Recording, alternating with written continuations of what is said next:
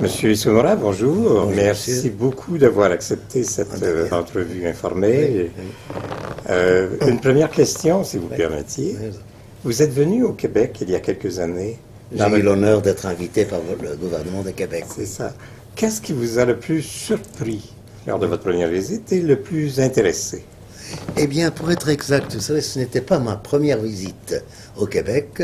J'y suis allé même 3 fois. Donc, dans ce sens, il n'y avait pas de grandes surprises pour moi.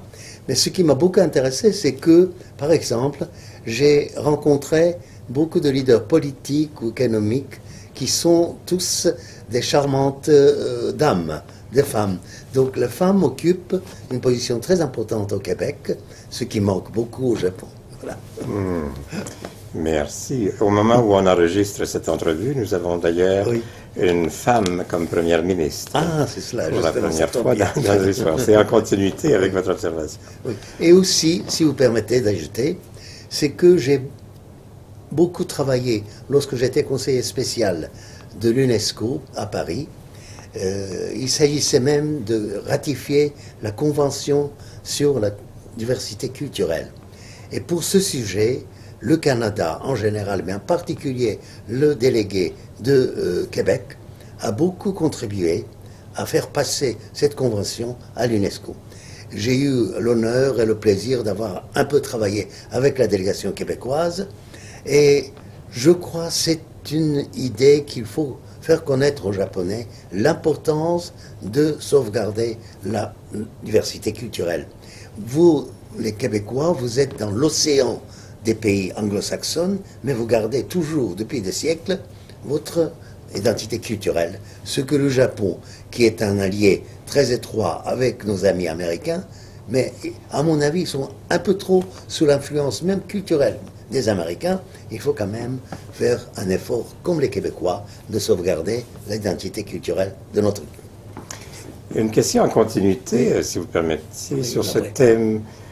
Avec votre expérience comme président de la Maison de la Culture du Japon à Paris et ces échanges interculturels pour mieux faire connaître le Japon en France et tout ça, qu'est-ce que vous recommanderiez, après toutes vos années d'expérience, pour mieux faire connaître le Québec au Japon ou le Japon au Québec? Voilà.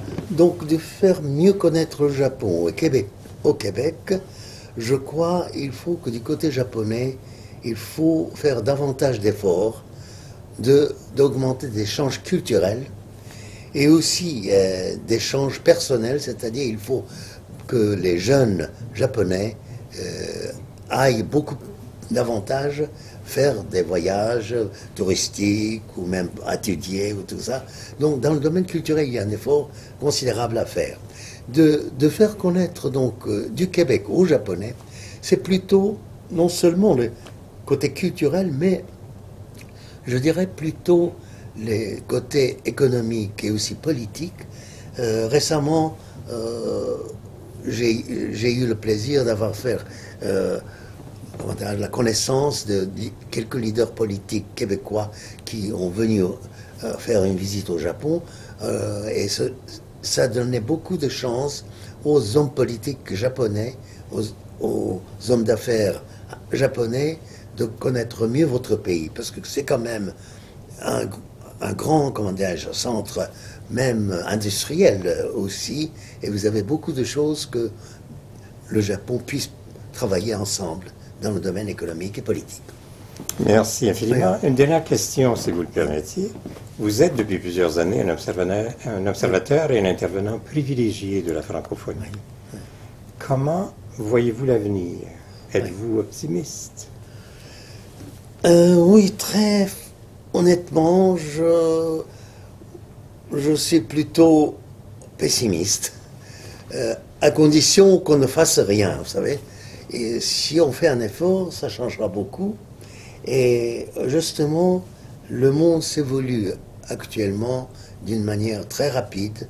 Il y a la puissance de la Chine qui devient, comment dirais-je, de plus en plus importante pour nous Japonais et tout, pour vivre dans ce monde très, comment dirais-je, compliqué et difficile à survivre.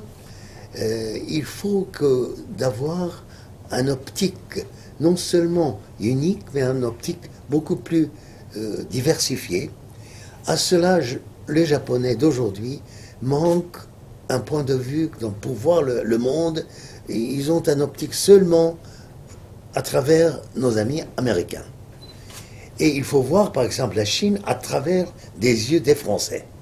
Ou bien à travers, par exemple, il faut beaucoup travailler avec les Allemands, qui sont maintenant en force, vous savez, par exemple, dans le domaine industriel et tout. Et pour cela, on aura à l'avenir beaucoup plus de nécessité à apprendre la langue française aussi pour avoir cette optique beaucoup plus élargie des Japonais. Je vous remercie infiniment pour cette entrevue et ce témoignage. Merci, au plaisir.